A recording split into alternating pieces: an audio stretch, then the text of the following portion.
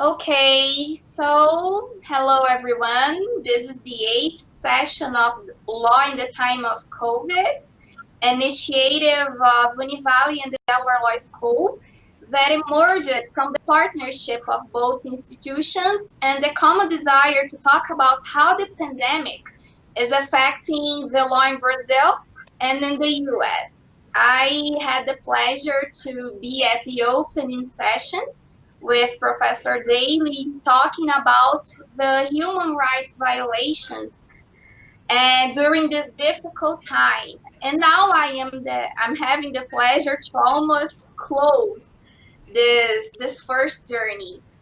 And next week, just as Marcelo shared with us, we're going to have our grand finale. However, it's still a surprise. So if you'd like to know what's going to happen next week, just wait a couple of minutes. And also, if this is the first time that you are joining us, I invite you to go to our YouTube channel, and later I'm going to share with you the link where you can find all of the sessions we had here. And so you can take a look and also enjoy if you didn't take part on live. Well, tonight we're going to talk about cybersecurity and privacy law with two special guests, Laura Jacobus and Ana Luiza Colzani. In fact, we are not having the ladies' night because Professor Marcelo is here with us. But we're going to have a different night today. I had the pleasure to meet Professor Laura today, representing the Delaware Law School. She is an adorable person and also a great professor. I heard very good things about her, and I am sure that we're going to have a great time tonight. On the other hand, from Univali, we have Ana Luiza, not only an excellent FJD student, but also a great helper of our program. So I'd like to enjoy this opportunity, and also in the name of Marcelo, our leader, I really would like to thank you, Anna, for all of your efforts and the necessary help that you're giving to us in order to promote this webinar. So after this short introduction, I would like to officially present our both special guests. And I'd like to start with Professor Laura. Professor Laura is an attorney and educator with more than 25 years of experience. And currently, she serves as a legal and management consultant to various high-tech and other industry clients, primarily in the area of ethics and compliance.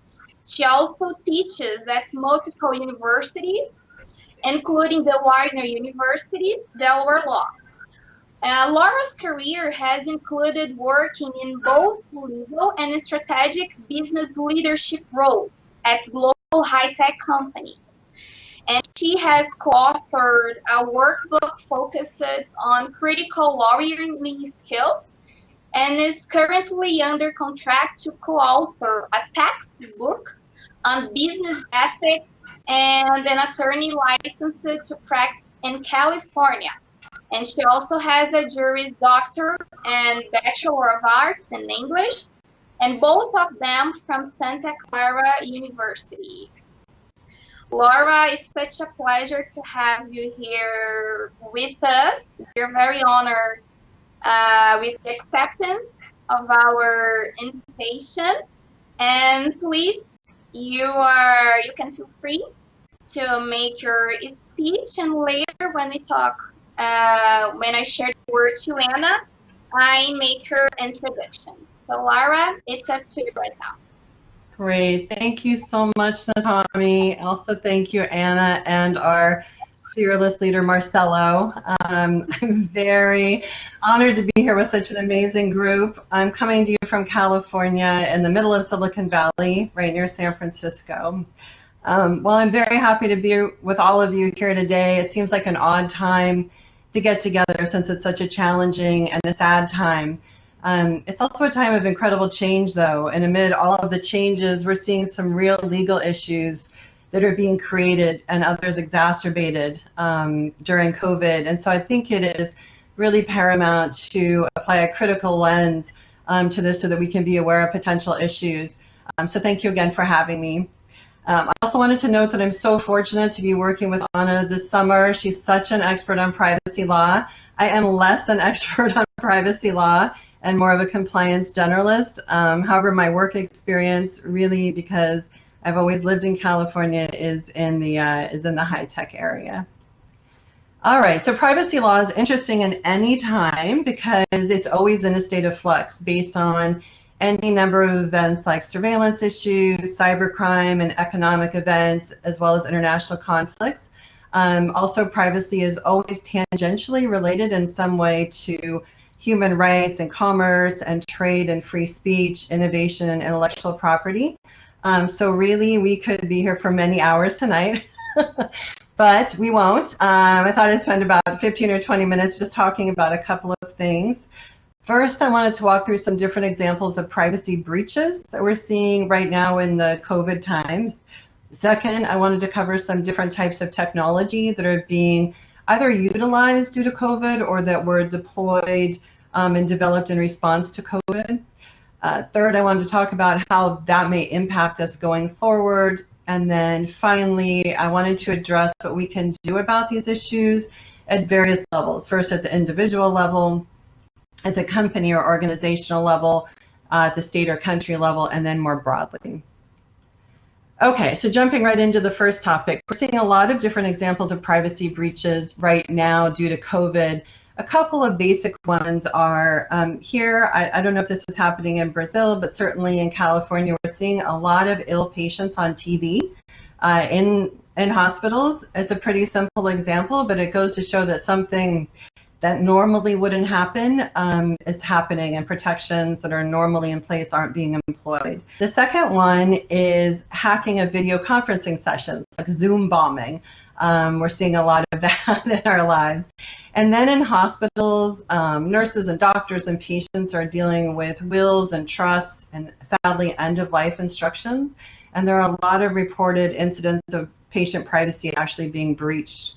And then there's a big concern that just when individuals do Google searches or browser searches on the internet in terms of COVID symptoms that they might be suffering, that those may be being captured, and if so, where they're being captured.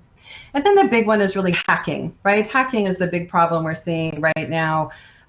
People already felt, in the United States at least, that their personal information was being hacked prior to COVID. According to a June 2019 survey, about 7 in 10 Americans believe that almost all or all of what they do online or on a cell phone is tracked by tech companies or other companies or advertisers. But with COVID, that number is even higher. In fact, even the Chief Information and Security Officer at the World Health Organization has stated that the World Health Organization is facing an increase in cyber threats since the pandemic began. And in the United States, in March, the US Department of Health and Services actually faced a security breach. One of the big security firms here called Zscaler said hacking threats on systems that it monitors have increased 15% each month since January 2020. And sadly now there is a whole category of hacking that happens when hackers target people with information about how to protect them from COVID. So saying, if you give me certain information, I will tell you how to stay safe, how to stay well. And that's how hackers are drawing people in. And then there's this whole other issue of the Internet of Things, or what we call IoT. Internet of Things devices are devices like an Amazon Echo, a healthcare device like a heart monitor, smart home devices like window blinds or furnaces that are in some way connected to the internet. Those are already a huge source of hacking, where there's a lot of concerns about things that you may say near those devices, or work that you're doing near those devices may actually be picked up. Sadly, many patients in hospitals in the United States are monitored on these Internet of Things devices. And according to some research from Atlas, 83% of healthcare Internet of Things systems are running on outdated software. Some of the software is so old it can't even be supported. And in the US, 27% of medical devices that are still operating on Windows XP. And sadly, Microsoft stopped supporting Windows XP in 2014. So those are very hackable devices because of that.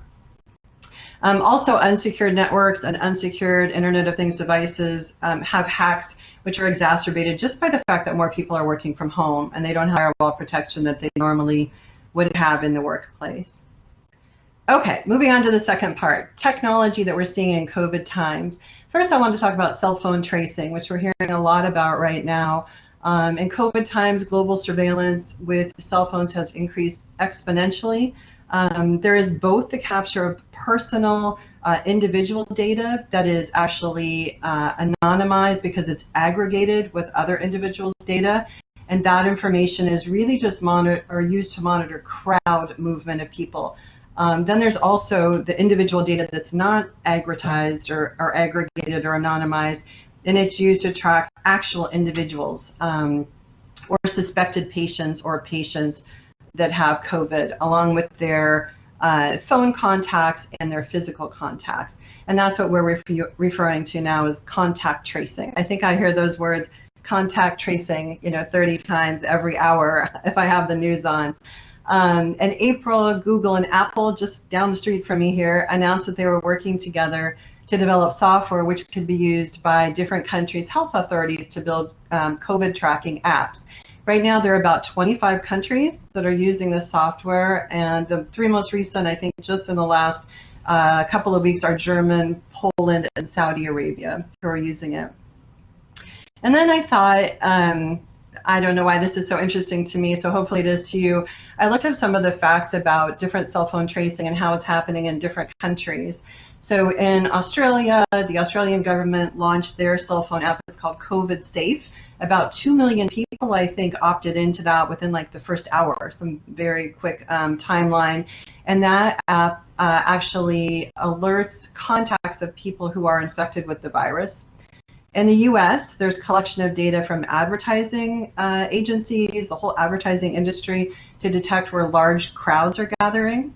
Austria is using data that has been made anonymous to see movement of large crowds of people. Israel has enabled new regulations so that it can spy on its citizens. Poland actually has the most unique use, I think, of cell phone data tracking or contact tracing. It has its citizens send in selfies to actually demonstrate that they're remaining in quarantine, which is interesting. Singapore can track people who are within 2 meters of people who have the virus. Iran requested that its citizens download an app for contact tracing, but it turned out to be much more invasive than what the citizens believed. In South Korea, the government can track detailed data about where infected people are located. And then maybe the most interesting of all is actually Taiwan. They have something that they call their electronic fence. And that means that the Taiwanese government has the ability to know when people who should be in quarantine actually have left their homes. So very invasive. And all of this is just based on the fact that cell phones are so ubiquitous in our society now. We carry a cell phone and we take a risk. Apps generally also are an issue, right? All the apps that we download on our phones and our computers. In 2019 in the US, researchers discovered that more than 1,000 different Android apps actually take or steal our data, even when we say we don't want that to happen.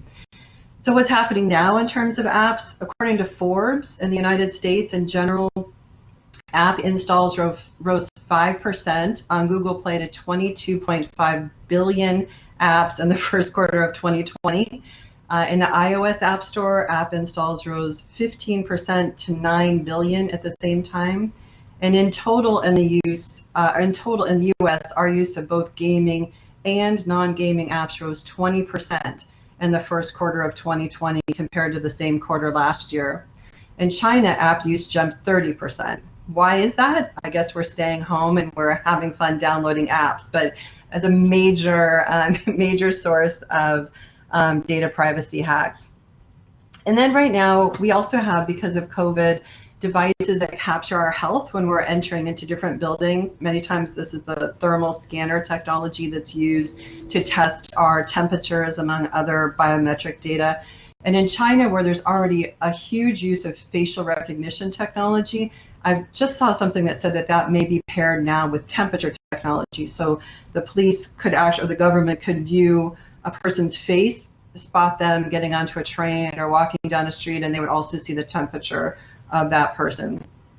And then in the US, we just had something happen where drones were donated by China through a company called DJI to US law enforcement agencies to help the agencies track compliance with social distancing. So actually to put out the drones and see if large crowds were gathering in parks or other places so that they could be broken up to enable social distancing. And there's been some concern that those drones may actually pick up some data and send it back to China. So potential privacy breach and espionage, I guess, at the same time. Okay, and third, I wanted to talk about how all of this could impact us going forward. So in the US, after the 9/11 terrorist attacks, we went through this kind of scary period of trying to balance surveillance for security reasons versus our own rights to privacy. And we're seeing this again with COVID. Part of the challenge now is that these technologies have come out so quickly. Normally, we would have time to vet new technology, but really we've missed that opportunity just because of the incredibly rapid spread of the virus. So there are a lot of questions to ask. I came up with 3 questions. I'm sure there are a million more. But first, how will we deal with this gathering of data in future in terms of discrimination? So in the United States, in the workplace, we have legally addressed things like gender discrimination, discrimination for having certain diseases like AIDS, etc. But what will happen when companies who are hiring know that applicants have had or have not had the virus? Is that going to be an issue in terms of hiring? And then secondly, while some countries will probably stop gathering information about people from their cell phones, hopefully the virus is eliminated, will other countries continue to pull that data for future use? We're having epidemiologists tell us now that they're expecting to see future pandemics, and so will that data, will it be important for governments to still collect that data and have that data? Is that a concern for us? And then third, and maybe most importantly, who owns or really who controls the data ultimately? If data is gained by legal means or through illegal means, does it really matter once it's in the hands of someone else? Is there anything that we can even do about it? So the cat is out of the bag. How do we catch that cat? And can we even attempt to do that? So those are my questions there. And then finally, the last thing I wanted to talk about is what can we do about these potential privacy issues and breaches at different levels, individual, company, state and country, and then more broadly. I'm sure, as you can see, there's really no clear-cut single answer to any of these privacy issues and invasions, because we're not really just talking about privacy. We're really talking about cybersecurity, potentially cyber warfare, etc. So what can we do? First, at the individual level, I think the most important thing we can do is just to be aware. Obviously, there are some things we can do, a lot of things listed online in terms of keeping ourselves safe and our families safe, having current software on our computers, an antivirus security suite, passwords, setting up secure virtual private networks, really thinking about what we put on social media, especially now when there's so much hacking that's happening. But beyond all of that, I think the question here, again, a lot of questions, is that maybe we should be standing up and voicing our concerns about data that's collected and privacy invasions to our governments, right? If there ever was a time to actually have a voice in this, I think now really is the time. In terms of businesses, just like individuals, have a lot of different options to protect themselves, certainly the same antivirus products on a larger scale, making sure that firewalls are really working and in place. So even for like court employees who work from home, making sure that those firewalls extend out to the home network, maybe that there's an additional firewall as well. being aware of employees who use those Internet of Things devices in their home workplace is important.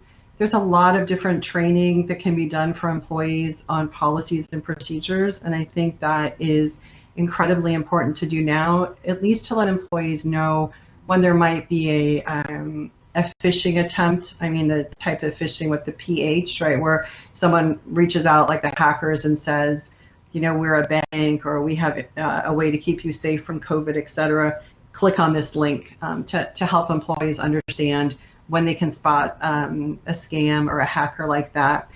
And then I think one of the most important things is actually limiting employee access to certain data. At this point in time, really it should be employees who have a need to know about certain data, especially financial data. Also limiting algorithm use for key commands. Actually getting humans back into the workplace for internet security is important. And then making sure that, just as in regular times, employees feel encouraged to pick up the phone and actually report issues that they see in the workplace, especially security incidents and issues.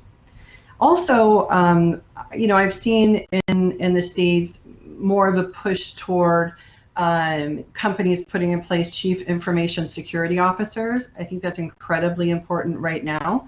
And also thinking more broadly about compliance and risk as well. So that whole spectrum of enterprise risk management at this point should include risk processes that help companies to avoid any type of hacks or other cybersecurity threats if they can.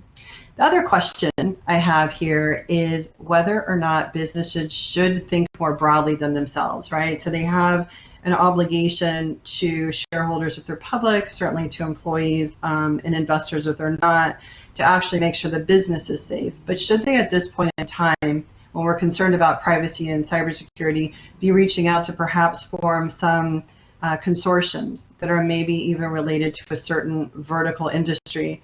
So in the United States, we have established pre-COVID a couple of different types of these verticals. One is called an ISAC. It's an Information and Sharing Analysis Center, and it is for usually big companies, public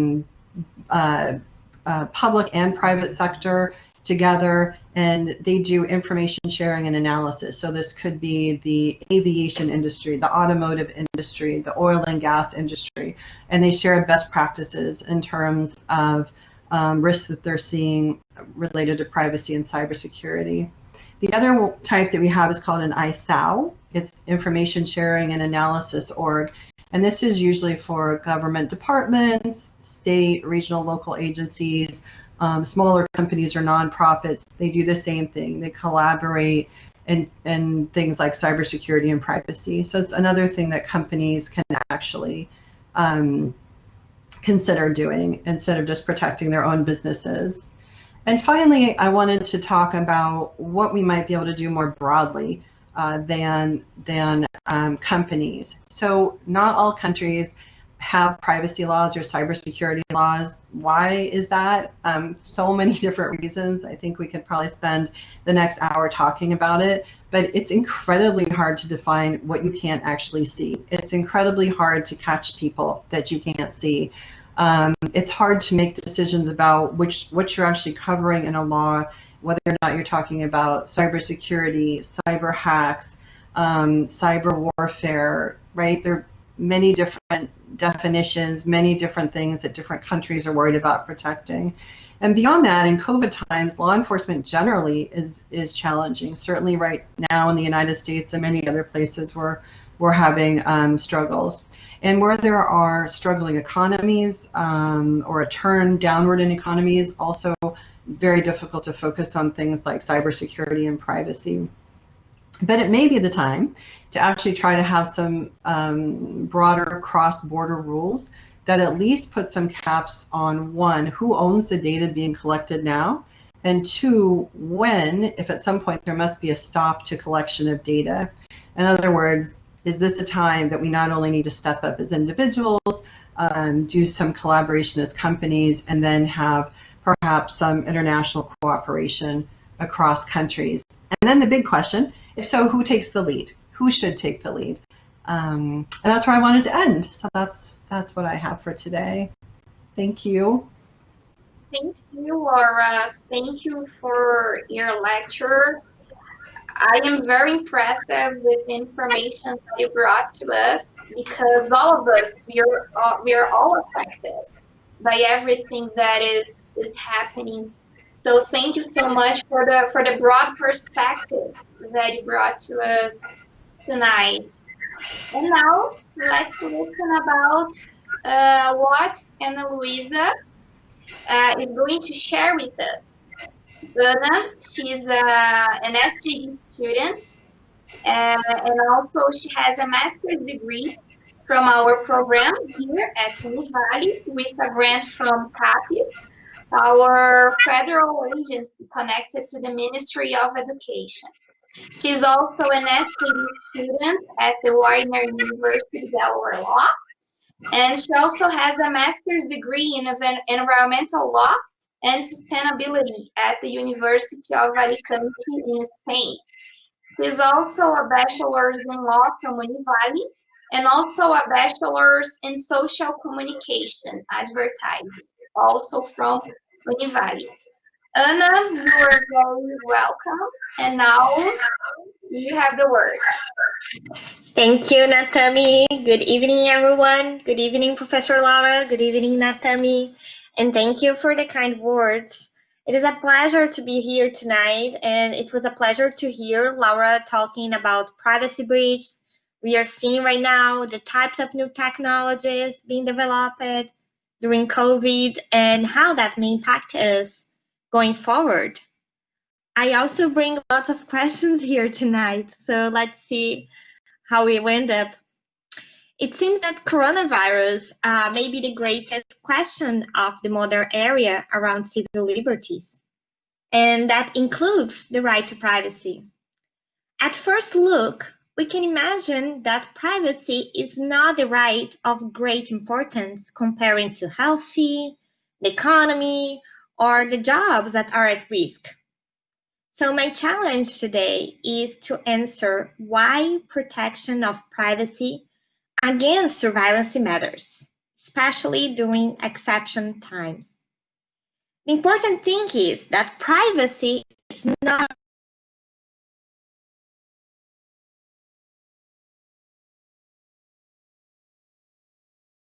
protecting secrets. Okay. Privacy is about power, about how much power the government or even companies should have to explore the deepest part of our lives. What they should do with that information, who cares about these information? Decisions about my life, about your life, are being made based on these personal data. They are being used in many ways, and yet people do not participate in this process. They are unaware of what is happening and can still happen to them based on this data that has been collected today. So let's start by understanding the restriction on the right to privacy already made in the name of pandemic. Governments around the world have been taking drastic measures to measure and slow down the spread of the coronavirus disease, the COVID-19. And one of those measures is to tracking people's location using their cell phone data, as Professor Laura was talking about. And this is also happening in Brazil. Here in Santa Catarina, for example, the government, in partnership with a privately owned company, is monitoring and investigating confirmed case of COVID-19 by SMS messages. So when someone is identified as sick, all the people who live nearby at a distance of 200 meters are notified. The message says, a case of COVID-19 near your residence, strict hygiene measures, and stay at home. Well, a few points to comment on this. First, as the cases are extremely underreported, not receiving the message can give a false sense of security, and getting it could create panic. Another problem is the ease of identification of that patient that is sick. I, for example, received this message, and in less than an hour, I already knew which neighbor was infected. Although that message does not identify the person at first, with some basic related information, it is possible to point out very quickly who is sick. So the question is, how efficient is this measure? Does it change anything if I have one or no infected neighbors? The use of masks is compulsory in the same way. The recommendations of locomotion are hygiene as well. So it seems that the measure has no practical relevance. In Brazil, the federal law 13979 from 2020, known as the quarantine law, determined how the Ministry of Health should act, including compulsory testing and the use of police force to comply with isolation and quarantine. But that same legislation that limits basic constitutional rights points out that for this it needs to be quoted, based on scientific evidence and analysis of strategic health information, and should be limited in time and space to the minimum necessary for the promotion and preservation of public health. That is, here are present clear limits for the use of user data. Only the minimum necessary for the promotion and preservation of public health, and it has to be based on scientific evidence to be collected. So it is not allowed to collect any information to later on check what to do with the data. It is first necessary to know what the strategy is, what public policy to be achieved, and then it could start collecting that data. So I ask again, how the SMS that I receive about my neighbor being infected can comply with that? It is based on scientific evidence? I don't really see how. So transparency, it seems to be the key. Mass surveillance methods are justified in saving lives around the world by monitoring and the trace and spread of the virus with speed and occurrence that did not exist in previous pandemics. Technology is certainly a point in favor of fighting the disease. But this monitoring, it says the surveillance does not need to be exercised in the absence of privacy. The two things can coexist. They must coexist. It's necessary to have a balance between privacy and public health, understanding the trade-offs between privacy and protection. But the dangers of a pandemic is that we always fall for the side of control, for the side of surveillance, for the justification of the time of exception. What does that mean then? Of course, the collection of information can be extremely relevant for decision-making that involves good practice to combat the disease. But it can also be a ruse to simply break with a basic right. And here, I'm not just talking about privacy, but all the other rights, by throwing it under the COVID exception. As emergency laws proliferate, we sacrifice our rights. The problem is, after the coronavirus is gone, are we going to be capable to take it back? All the data that has been collected will not be kept? The issue of weakening the right to privacy is that even after the pandemic, the data collection, that information leakage, will be there forever stored. The risk that this will be reused or perpetuated is much greater than the possibility of being eliminated after the reasons for collection has passed. Different of other rights that are relativized in times of exception and can be resumed. We can even say that we will resume some privacy criteria, but the data exposed is gone. They won't be private again. That's a brutal difference. Edward Snowden, in a recent interview, said, "No matter how it's being used, what is being built is the architecture of oppression," referring that all the data that has been collected is being served to other purpose than actually promote public health. that are other interesting behind it. It is an exception moment which might require exceptional surveillance methods. And that's exactly why we need to have even more transparency and clear rules about what game we are playing. So the question should be, what data is being used? How are they being interpreted?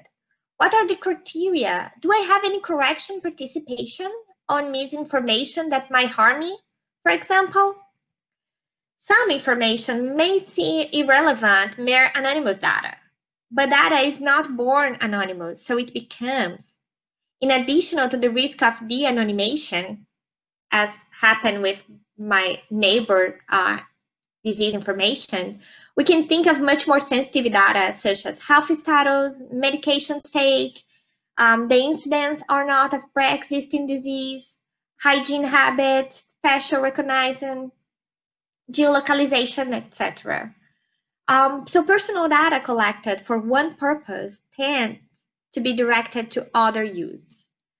For example, old photographies are processed by facial recognition system. User emails are sold from one advertiser to another. Or for example, the data collected for COVID purpose could, but shouldn't, be used for immigration control or for tax collection. A very clear limit would be that data collected for disease response measures shouldn't be accessible for the police, for example. So what are they doing that's relevant with our geolocalization? Have any decisions been made to lock down, for example? Based on what? What are the criteria for that? On the other hand, the Brazilian government was surprised by the number of people who fit the COVID cost aid, the 600 reais help. This information needed to generate an efficient public police that government could have easily assessed before promoting it. So not all information is bad. Not all information is invasive. The government knows how much I earn, for example, based on my income tax. That doesn't mean that everyone has to know it. It takes transparency on the collection and use of data. And transparency is not a breach of privacy. Again, it is to empower the person to know what is being done, why it is being done, etc. So in practice, here are some measures necessary for data collection due to the pandemic. First, should be done based on scientific evidence. 2, any collection program has to have a validated time.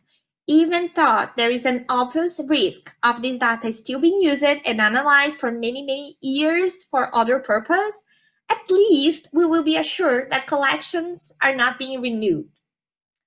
Third, data should be restricted not only in time, but in space. Only what's really necessary and not go out collecting everything. And fourth, the purpose should be clear. Collecting simply to collect without knowing what it will be used for doesn't make any sense. So, as we weigh the trade-offs between privacy and public health, we must remember that solutions being developed to fight COVID-19 would do well to limit the kind of surveillance that could undermine civil liberty for decades to come. So with this, I conclude my speech. And I would like to address a question to Professor Laura, if that's okay. Yeah, okay. I would ask Professor Laura about the US data privacy law during the pandemic. And what it could mean for finally national regulation on the subject in the U.S. Wow, that was fabulous. I loved your focus on transparency and capping time for collection of data. I think that's going to be so important going forward. And that's a great question about the U.S. It's true, we don't have a central federal privacy law like the EU has the GDPR. What we do have are some different laws that hit in different areas. So in 1974, the U.S. Privacy Act was put in place, and the Privacy Act just deals with U.S. government agencies who have collected citizens' data. So there's protection of that. And then we have three different kind of vertical laws at the federal level. One is Hipaa, and that's for collection of health-related data. That's what I was talking about in terms of having breaches even in that right now. And then we have the GLBA, and that is for data that banks or financial institutions may have. And then we have the more recent COPA from 2000, which is the Children's Online Privacy Act. So what we don't have is the internet regulated. And interestingly enough, California was the first state to actually take it upon themselves to put privacy data protection in place for consumers. And the California regulation just went into place in January of 2020. And it's very close to GDPR, not exactly, but it has some places where it's stronger, some places where it's weaker. Some states have actually instituted copycat laws. So we have 3 states right now, I believe, with laws in place, and 4 or 5 more that I believe are edging toward actually having laws in place. I think the reason that we haven't had a federal law across the board is that the U.S. tends to make laws with an air toward incenting innovation or technology. We're even seeing that right now with finally some antitrust challenges to the big tech companies, especially to Amazon and Google. They've been in place for such a long time and have higher revenues than many countries, and yet there hasn't really been a challenge to their size until now. I do think it's interesting that sitting in the middle of the world of tech, California is the one state that actually instituted the privacy law. It seems very odd that it wouldn't be, I don't know, a state much farther away from California. But I'm hopeful that if enough states actually put laws in place similar to California's, that maybe at some point at a federal level, we actually will be incented to kind of incorporate those together and have a federal law. But it would be nice. I mean, honestly, it would be nice right now to have that instead of just having it in California. So, great question. Thank you. And I have a question of you. My question is whether or not you think it's actually of some benefit to have a delay of the Brazilian law. The opposite question. Do you think because of the delay, there might be a chance to incorporate more clarity around COVID-related issues right now? Well, our law is already sanctioned since 2018.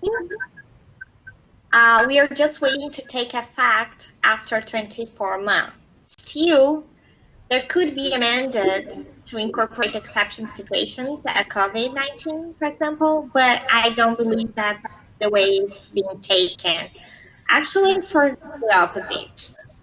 The general law for protection of personal data in Brazil had already been suffering consequences of extension of a term, as if the 24 months provided for it were not sufficient for the adaptation of individuals and legal entities to provide the protection of personal data that they are dealing with or that they will treat. So the pandemic situation reinforced this understanding when in fact it should be just the opposite, because personal data have never been so exposed worldwide. Given that remote work added to the wide use of the cloud and virtual meeting exponentially increased the possibility of incidents with personal data, as you said before about the Zoom platform. So the LGPD should have been presented as an opportunity actually for the organizations to improve their practice, process, and governance structures in order to build relationships of trust with civil society, especially with data subjects. So this trust is based on transparency again. And several measures have already been adopted by the government in order to minimize the economic impacts of the pandemic. And this delay is one of that. But but that's also contradictory, since it's much better for the companies to comply with the European legislation, for example, and have a national law that complies with it for economic issues. So if we think about the security in the international market scenario, for example, it's not a benefit.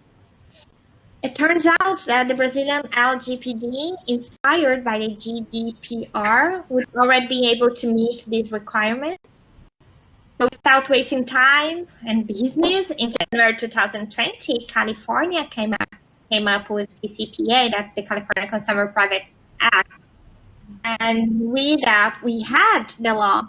We are just postponed it for whoever knows when. We actually don't know yet what's going to happen. So not to mention, of course, the issue of privacy and security during the pandemic, which I talked before. So I don't see any privilege of delaying it, neither for the economic or for the privacy aspect. And that's all.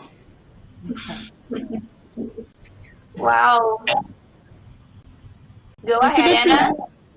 I see that we have some questions here. Bruno was explaining about what I said before about SMS, and I agree with you, Bruno. It's not supposedly to be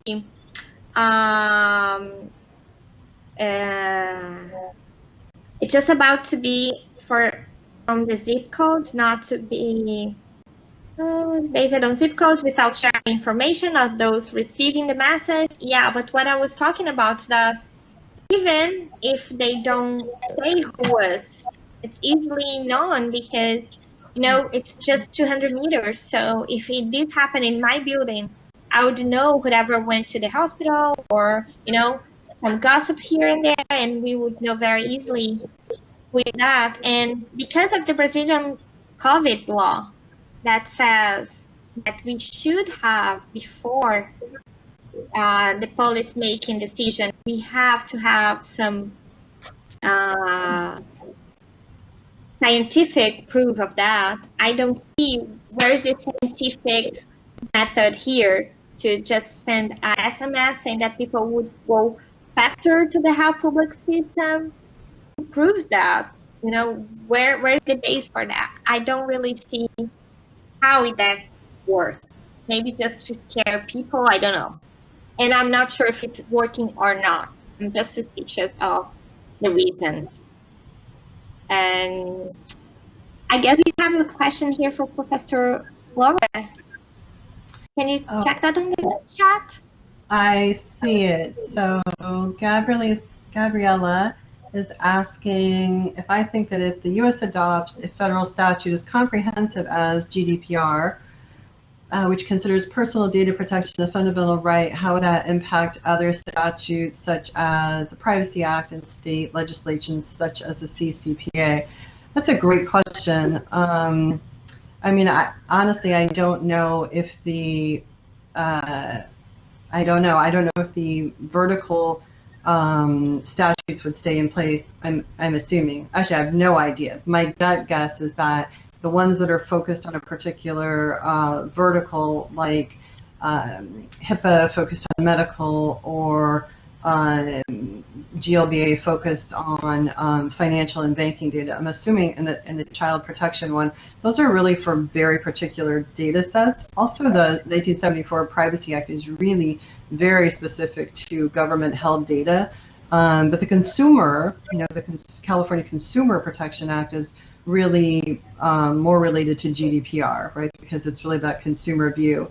So my assumption would be that there would be an overarching federal Privacy Act, and then depending on where you are, you would have to comply with the more rigid of the two, right? So if you're in California versus federal, or if you're looking at Kansas versus federal, just as we have to do if we work in a company and you're looking, say for instance, in the anti-corruption realm, you say, well, our company needs to comply with FCPA, and then they're doing business in China or Russia, or Singapore or Brazil, and you look at those laws and say, which one is stricter? We need to comply with that one. So there's always that balancing of trying to do, kind of over comply with the more strict of the regulations. But I don't have a great guess. I mean, my assumption is that one day there would be something that would kind of cover CCPA, but I don't imagine it would subsume the other more vertically focused regulations.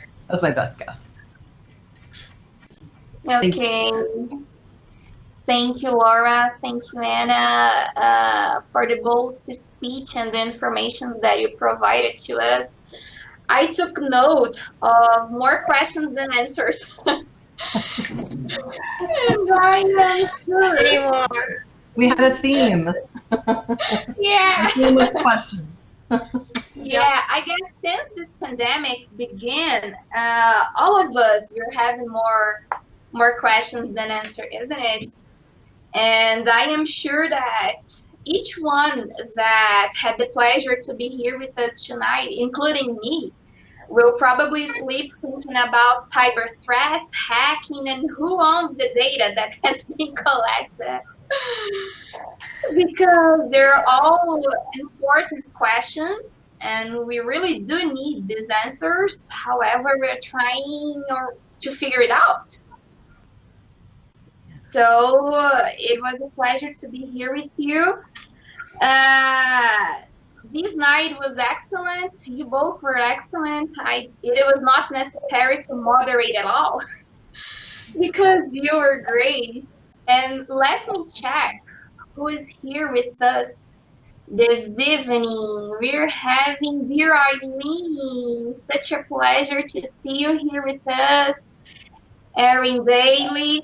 If Marcelo Dantas is the boss of Brazil, Dean Grina is our boss from Delaware Law. So it's such a pleasure to have you here this evening. Professor Daly is also very nice to see here. Professor Gilson, he is with Professor Marcelo, the great coordinators we have here with our partnership with Delaware Law. So it is a pleasure also see you this evening, and also Professor James May. Thank you so much for being here with us this evening. And also I really would like to say hello to our students. Unfortunately, we are not so close. Even though technology provides this possibility to talk to each other, it's not the same thing than to become personal. And well, just as Professor Marcelo said during the beginning of our speech, next week we're going to have a major grand finale. I don't speak French, so I'm making some kind of mistake in pronouncing it. I'm not so fancy.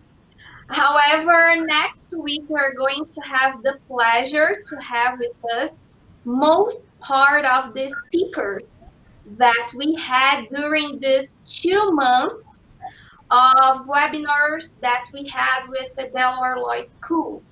So we invite all of you to participate next week with us, and we are going to talk of all of the topics that were brought into speak, and we really expect you to be here next Wednesday night with us. So that's it. I really would like to thank Anna and also Laura for accept our invitation and also to be part of this first webinar journey that we have between Univali and Delaware Law. And we are sure that this is the first journey of many ones that are going to take place. And also I would like to thank all of the professors and students that are here with us tonight. Would you like to say something before we go? I just want to thank you and thank Univali for the opportunity. It was such a pleasure to be here. So thank you, Laura, for accepting our invitation and to share so much knowledge with us. And I hope to see you all next week. Thank you, and thank you also, Anna. Thank you so much for the opportunity. It was an honor to speak with all of you. I would love to stay connected with all of you if you'd like to connect on LinkedIn, since we can't meet anytime soon live. Everyone from California, that we really stand in solidarity and get through this time together and have the hope of better days ahead when we can all meet in person. But thank you. It was a wonderful, wonderful evening. Thank you so much, Laura. And our big boss is back. Well, where is he? Where is the big boss? I shared a little bit about the surprise of next week. Now it's up to you to reinforce the invitation. Okay. First of all, I'd like to congratulate Professor Laura and Ana Luiza for the great debate. Thanks so much for your presences, for your words. It was very, very interesting, and I'm sure our students had a great opportunity to hear from you about this so important issue. And well, next week we're getting to the end of this webinar series. Unfortunately, but on the other hand, we think it's time to stop, to end this round. It doesn't mean we're not coming back. We're planning to come back in the near future, maybe in autumn. Well, we don't know yet, but we think that it's time. I mean, this committee that we have that decided to make the series. So next week, it's our last series of these webinars entitled Law in the COVID-19. And what you're going to do is to join everyone who participated, who took part in the series. So each of us, Laura, Ana Luiza, me, Natami, James May, Erin Daly, Rodney Smolla, Ola Tucker, Sean Lugg, Paul Regan, Gilson Jacobson, Orlando Zanon, everyone will be joined in this last episode, let's call it like that. And each of us are going to talk a little about the perspectives of law after the pandemic, because we hope that this pandemic, that this virus is leaving us. Well, it's not, we don't know what's going to happen, but at least things are better in the US. We hope that things get better in Brazil in the near future. And what are the perspectives? What are the lessons that were taught from the spirit? What can we expect from the future? So each of us will talk, and we'll have a huge round table. It's not round because it's virtual, but anyway, we'll have time for debate, for talking, for asking and answering questions. So it will be our grand finale. That's how we're calling this last evening, which is not the last, it's the last of this round. But it was really, really nice. We have over 1,000 people attending our webinars during these 2 months. And we hope to have you all with us again next Wednesday at the same time. 7 o'clock in Brazil, 6 o'clock in the East, 3 o'clock in the West. Is that it, Laura? Am I right? Great. So thank you very much. Natami, I return the word for you. No, thank you so much, Professor Marcelo, and I would like to thank to all of the students and professors. that were here with us, and also to thanks again Ana Luisa and Laura for the great speeches you gave to us tonight. So that's all. Thank you to everyone, and we Thank really you. hope to see you again next week. Bye bye. Thank you. Bye bye. Bye then.